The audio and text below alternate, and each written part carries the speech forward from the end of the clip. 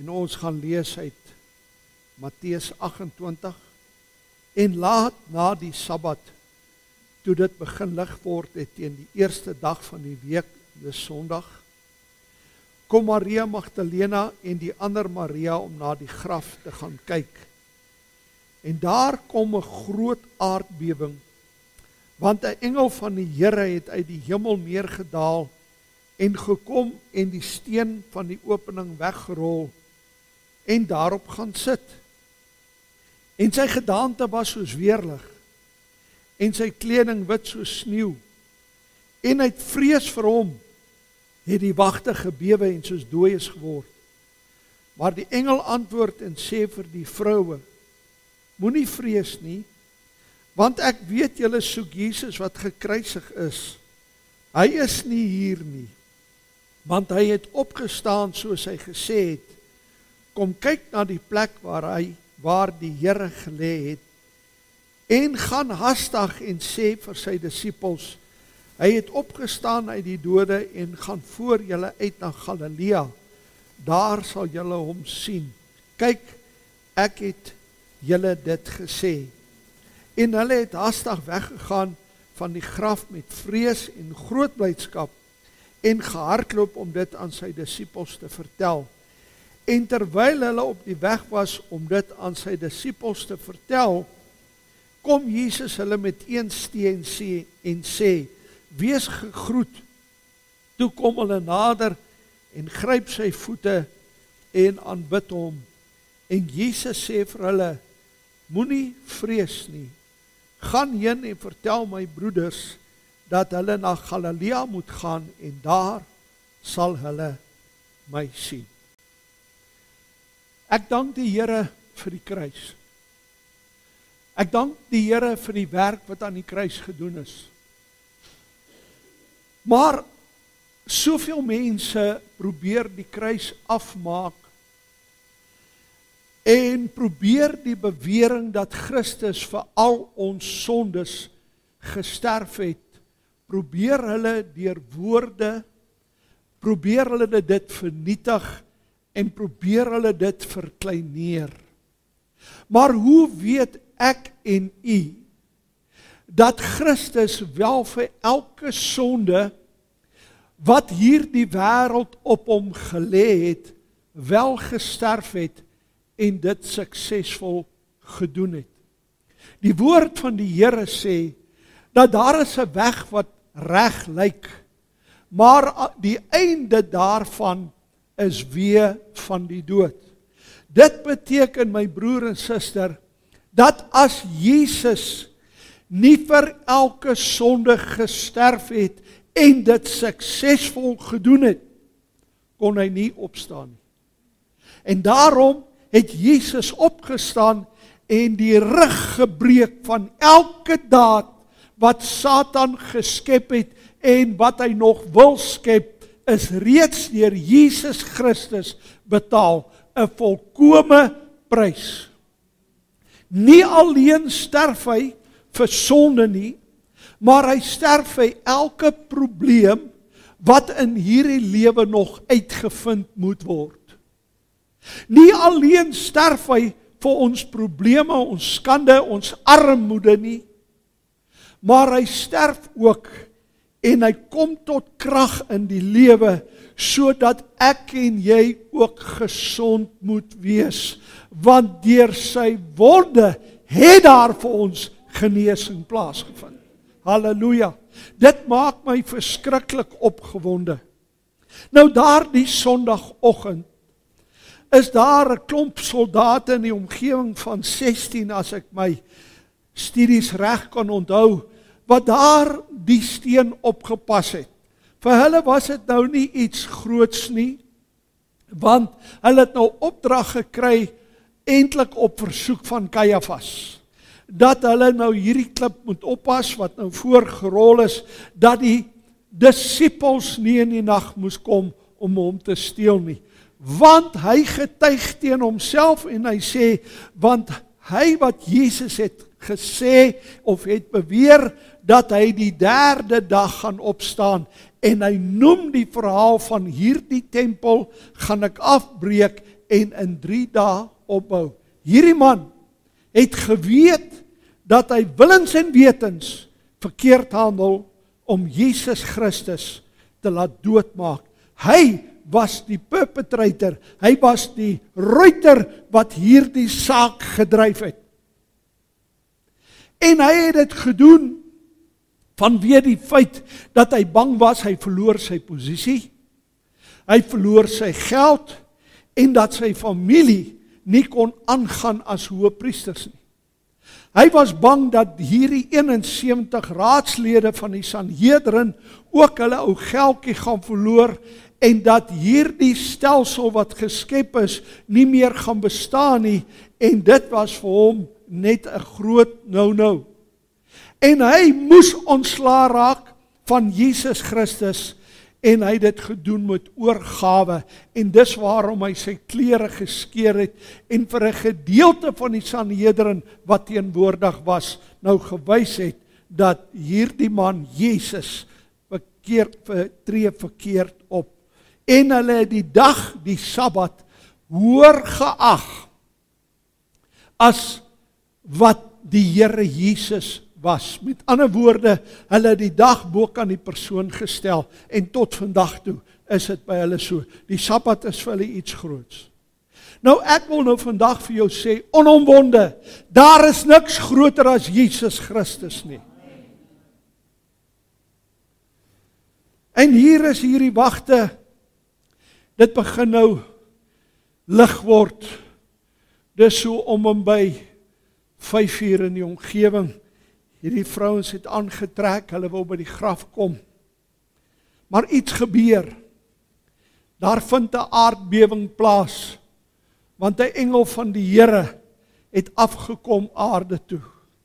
En hy moes daar die klip wegrol, dat die opening daar is, dat hulle Jesus Christus kon sien.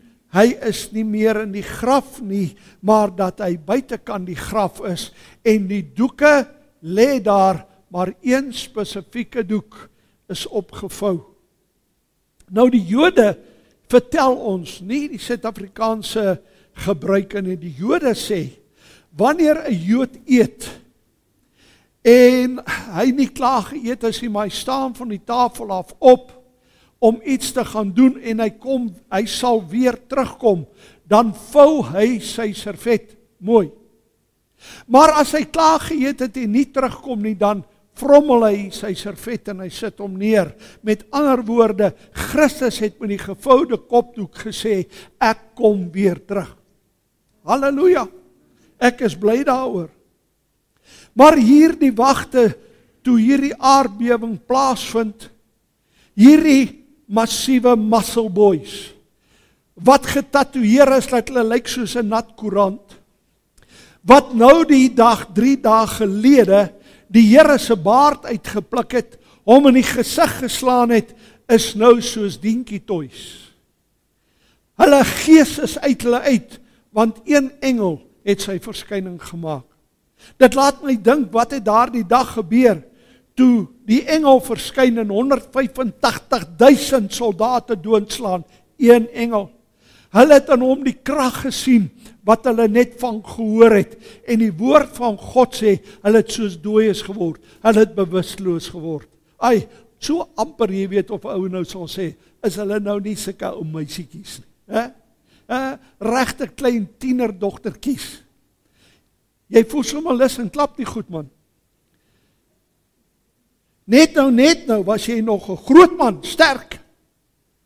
Maar nou is jy niks. Laat my aan hierdie ou dingetjie dink wat ons altyd gesê het toe ons nou op skool was, jy weet, Georgie, Porgy, pudding and pie, kiss the girls and make them cry. But when the boys came out to play, Georgie, Porgy ran away. Dis presies wat hier gebeur het met daai ou soldaatjies. Hulle was baie sterk, jy weet, hy hempies gedraak, jy weet wat sê, kyk hoe sterk is hy. Maar toe die engel van God verskyn, toe is hierdie pabroeke. Ek wil vandag vir jou vertel, wanneer God op jou toneel verskyn, is die duiwel 'n pabroek, hoor. Hy sal altyd wees. Want daar is niemand wat jou uit die hand van die Here uit kan uitneem nie. Weer dit vandag, daar is niemand wat jou uit die hand van die Here sal neem nie. Satan is soos die ou wolf, hy kan haf en paf, maar niemand gaan jou uit die hand van die Here uittrek nie. En hier lê hierdie manne, en uiteindelik toe is die engel weg, hy het sy boodskap afgegee aan Maria en Magdalene of die ander een. En die engel het nie meer nodig om daar te wees nie. En hierdie soldate, hulle hardloop nie terug kaserne toe nie. Nee, hulle hardloop daar na Kajafas toe. Sê Kajafas, jy sal nie glo wat het gebeur nie. En hulle vertel hom, Kajafas moes daar tot bekering gekom het. Maar hy hou met sy vuilgoedse lewe, of sy lewe in vuilgoed, hou hy aan. Jesus Christus begin die evangelie wat ek en jy vandag nog het, naamlik die dag van die Here. Dit word die eerste Sondag waar die evangelie van Jesus Christus verkondig word met 'n koninkryk en dat ons eendag 'n plek het waarna toe ons beweeg. Want daardie dag, halleluja, kom ons gee die Here 'n beter handklap as dit. Want daardie dag loop die Here Jesus en hy kry 2 Emmausgangers.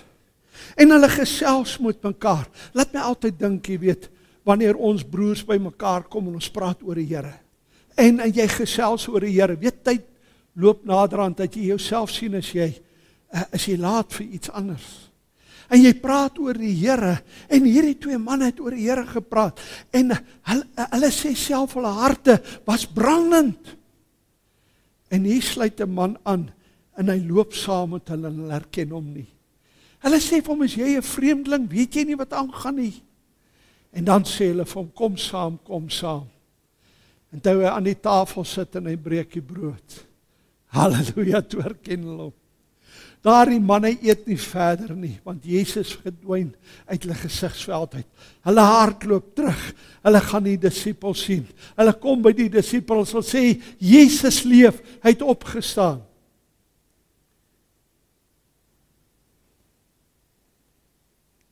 Nee, ek weet hom nou nie so mooi nie.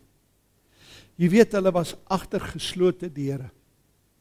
Daai deure is nie gesluit soos ons met 'n slot en 'n sleutel nie. Nee, hulle het 'n balk gehad wat hulle in die binnekant ingedruk het, deur eisters, dat hy deur van binne af nie so of buite af so kon maak nie. Hy moes toe wees, want as die Romeinse soldate opdaag, dan kan hulle by 'n ander deur uitvlug toe hulle probeer om by hierdie deur in te kom. En die Emmausgangers praat met die disippels en vertel hulle. In die volgende oomblik toe is Jesus terug en hy's in hulle midde. Sien geslote deure keer nie ons God nie. Halleluja. En hy staan daar by hulle en hy word honger en hy eet saam met hulle. Dit gebeur alles op Sondag. My broer en suster, dit word die dag van die Here. En hierdie evangelie van Jesus Christus bereik Bloemfontein. Dit bereik die verste punte van hierdie wêreld. Terwyl ek daarby is, weet jy hoe breed is die kruis? Het iemand al vir u die kruis uitgemeet? Hoe hoog is hy en hoe breed is hy? Weet jy, hy is so breed dat hy elke donker hoekie op hierdie aarde bereik. En hy is so hoog, hy gaan by die aarde verby, hy gaan by die tweede hemel verby, dis die hemel wat ek en jy sien daarbo met die maan en die sterre, hierdie plek wat hulle noem galaksies. Daar is soveel van hulle kan hulle nie tel nie. Maar ons God, ons kan nie eens daarby kom nie, al sien ons dit. Ons kan nie daarby kom nie. Ons God woon bo kan dit. Dit reik in die troonkamers van die hemel. So hoog is die kruis. Hierdie kruis dring in tussen murg en been. Hierdie boodskap verlig die ou tronkvoël wat daar sit, die ou moordenaar wat daar sit. verlig hy sy hart. Daardie ou sieke, wat in die hospitaal lê, sê my God, wil U my nie genadig wees nie. Dit bereik hom. Maar dit bereik ook hy klein seentjie en dogtertjie. Wat sê Here, help my pappa dat hy ophou drink. Help my mamma dat sy ophou dwelms gebruik. Daardie kruis, my broer en suster, bereik elkeen wat in probleme is en net sy mond oopmaak en sê, my God help.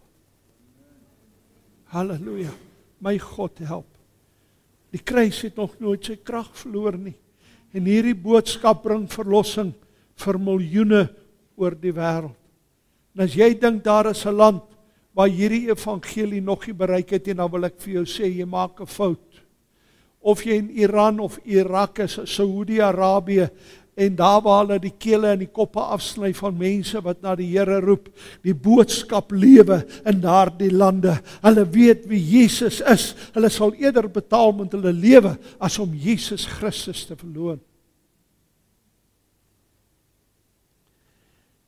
Daardie aand, toe is daar 'n opgewondenheid. En van toe af, toe kom die disippels bymekaar op die dag van die Here, die eerste dag van die week, hierdie dag. Die Sabbat word deur hulle geïgnoreer. Nou jy weet, daar is nou 'n klompie simpel Suid-Afrikaners, maar prys die Here, hulle is onder al die nasies, nie net hier nie. Wat glo dat ons moet Israeliete wees, jy weet? Ons is nou die verlore stamme van Israel. Maggies man, gaan terug skool toe asseblief. Wat glo ons moet die Sabbat hou? Ek wil vir jou sê, word wakker, asseblief in God se naam. Die Sabbat bestaan nie in die Nuwe Testament, nie is nie vir ons nie. Dis vir die Jood. Maar nie vir die Jood in Christus nie. Selfs hy is vry van die Sabbat. En van elke werk van die Ou Testament is hy bevry. Jood wat Christen geword het. Dank God daarvoor. Maar weet jy my broer en suster, ons praat oor die Here Jesus en hy het opgestaan en dis wonderlik. Maar daar's 'n ander kant wat ek hier ook wil van vertel en wat baie min gepreek word. Wat het van Ananias geword? Wat het van Kajafas geword? Ek gaan nie vertel. Jy sien, Kajafas was 20 jaar hoofpriester. Uitsonderlik. Want 'n hoofpriester kon nie so lank bly nie. Als georgestreer. En op 'n dag, 37 jaar na Christus, toe stuur die goewerneur van Sirië 'n boodskap en hy sê, haal daai man uit die stoel uit. En hy het vasgeskop en wou probleme maak en die volk vir wie hy gesê het, skree kruisig, kruisig hom, sleep hom uit die stad uit en buitekant die stad, toe maak hulle hom dood. Sy skoonvader Ananias, sê hulle, het sy verstand verloor. Die rede wat hulle sê hy het sy verstand verloor, was hulle het hom opgesluit en hy het met sy kop die muur geslaan en aanhoudend gesê, wat het ek gedoen? Wat het ek gedoen? Wat het geword van die hoofman oor 100 wat gestaan het by die kruis en my toesien dat hierdie ding reg verloop? Hy het tot bekering gekom. En hy het die Here gevolg. Daar is 'n boek geskryf, die spykers, die hand wat die spykers ingeslaan het. Hulle sê dit is 'n gewone storieboek, maar dit is nie 'n storieboek nie. Dit is 'n verhaal van 'n man wat daar was, wat tot bekering gekom het en God aangeneem het, en hy het die Here gedien en later sy lewensverhaal beskryf. Hulle sê hulle het gekry die kussie met die spykers en die hamer. Nou weet u wat? Kajafas se graf is nou 'n jaar en 'n half gelede gevind. Hulle het in Israel 'n pad gegrawe. En toe maak hulle aan die kant van die berg, moes hulle blaas en die pad maak. Toe skiet hulle 'n graf oop. Binne in die graf was daar kussies. Jy weet hoe begrawe die Jode. Ek het jy al vertel. Hulle sit die lijk in en 'n jaar later dan kom hulle terug en was hulle die bene en sit hulle in 'n klein kussie. Toe kry hulle die steenkussie met die deksel en op hom staan geskryf Hoëpriester Kajafas. Sy bene was daar binne-in. En binne in daardie kussie 2 gebuigde spykers. Jy kan dit gaan kyk op YouTube, as jy my nie glo nie. Daar's 'n dokumentêr daaroor.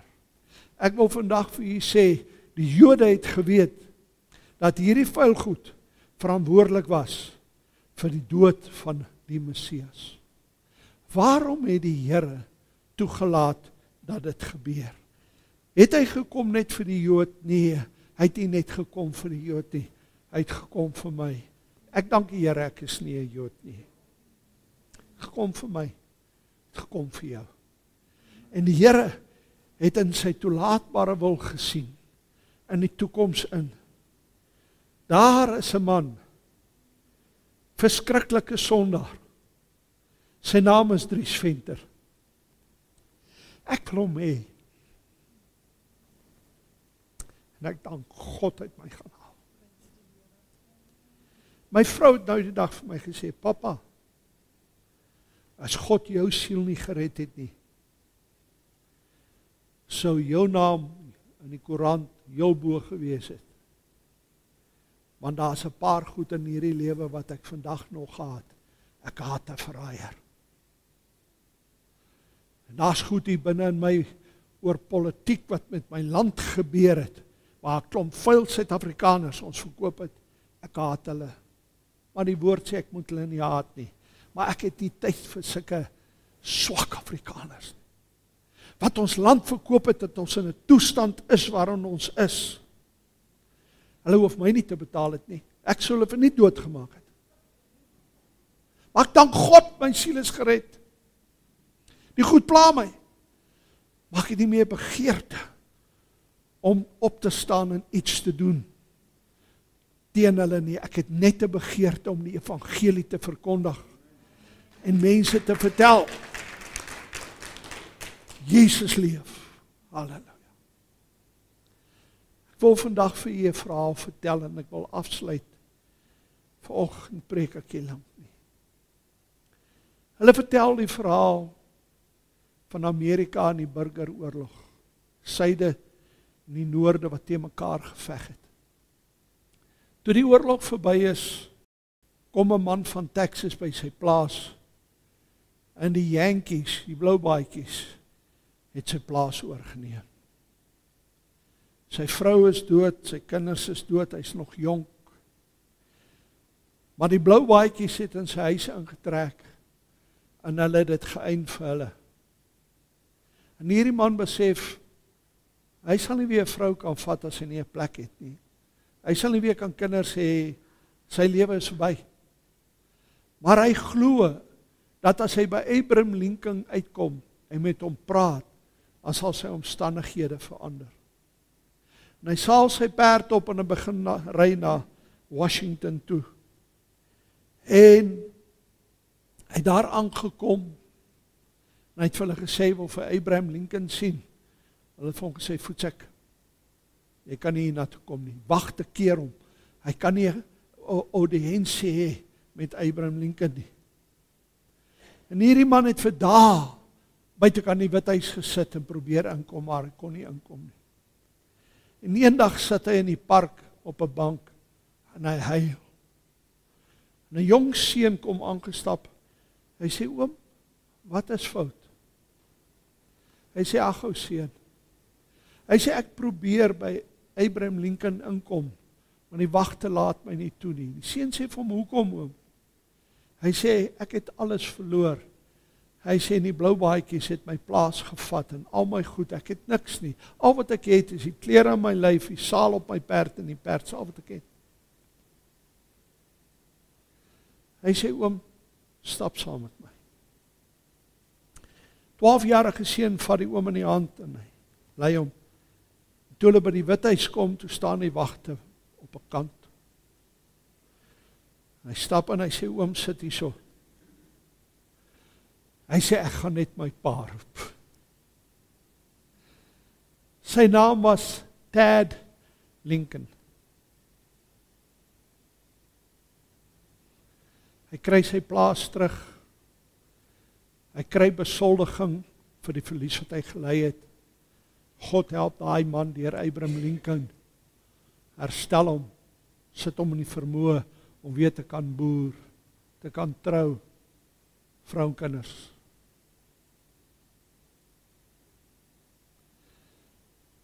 Vanoggend wil ek vir jou sê, meer as Tad Lincoln is vanoggend die seun van die Allerhoogste God.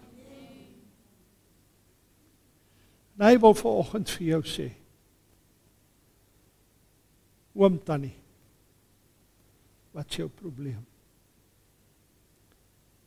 Ek wil jou na my pa toe vat. Ek gaan vanoggend vir jou sê, jy kon miskien al moed verloor het. Jy kan voel jy wil opgee, want niks en niemand kan jou help nie.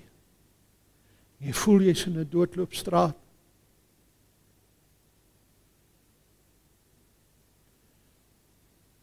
Maar Jesus is vanoggend hier. Die koning, die groot koning, se seun. Hy staan vanoggend hier voor, sy hand is uitgesteek. Hy sê vir jou vanoggend, wil jy saam met my gaan? Nie Withuis toe nie, maar die troonkamers van God. Wil vanoggend jou probleme oplos. Hierdie is nie 'n massiewe uitnodiging nie. Hierdie is 'n kinderlike uitnodiging. As jy dit vanoggend vat, los God jou probleme op. Dis nie my ontmoeting met jou vanoggend nie. Dis my Here wat vir jou sê, draai my. So ek wil jou vanoggend vra, het jy genoeg geloof vanoggend, om net te kan uitstap en sê, Here, ek gaan dit probeer. Geen nie om hoe lank is jy nou al siek nie. Geen nie om hoe lyk jou finansies nie. En geen nie om wat is jou probleem nie. My God weet dit. Gaan jou vandag help. Want hy is God. Hierdie dag sal 'n keerpunt wees in jou lewe. En as jy vanoggend die Here nodig het, jy voel jy het hom nodig in jou probleem, van jou situasie, dan wil ek vir jou sê, Jesus staan en wag vir jou. Nie Tad Lincoln nie, maar Jesus Christus. Hy wil jou sy pa gaan wys. Ek vra jou vanoggend, neem daardie stap van geloof vanoggend. Stap uit. Sê Here, hier is ek. Gaan my uitnodiging nie lank uittrek nie, my broer en suster. As jy wil kom, moet jy kom. In Jesus naam. Almagtige God en Hemelse Vader, ek dank U vanoggend, my God, dat U nie 'n mens is nie, maar dat U God is. U wat alles weet, Here. U wat weet, my God, wat in die diepste van ons harte aangaan. U is die enigste een, Here wat kan voorsien. U kan probleme oplos, my God, vir u is dit slegs 'n gedagte. Here, vanoggend staan u kinders voor u. Hulle is nie bedelaars nie, Here, hulle is geregtig. Geregtig in die sin dat hulle die kinders is, Here. En 'n goeie pa, Here, voorsien vir sy kinders. Here, u sê in u woord, kom na my toe. Almal wat vermoeid en belas is, ek sê jou rus gee. My God, ons staan vanoggend hier vir die oplossing van ons probleme, vir die voorsiening uit die kosbare hand. En u, my God, wat elkeen se behoefte ken, wil ek vanoggend vra, Here, na aanleiding van u beloftes. Julle het nie want julle vra nie, maar u sê, Here, vra en jy sal kry. Klop en gaan vir jou oopgemaak word. Here, soek en jy sal vind. Ons soek vanoggend, Here, u aangesig. En ons vra vanoggend, Here, dat u deurboorde hand uitreik na u kinders vanoggend. En dat u hand op hulle elkeen lê vanoggend. En Here, ons vra 'n wonderwerk in hulle lewens. Here, hierdie datum gaan ons neerskryf. Die 31ste Maart, my God, want dit is 'n keerpunt in lewens vanoggend. Ek dank u vanoggend, my God, dat ons nie in die wind praat nie, maar dat ons met die lewende God van hemel en aarde praat.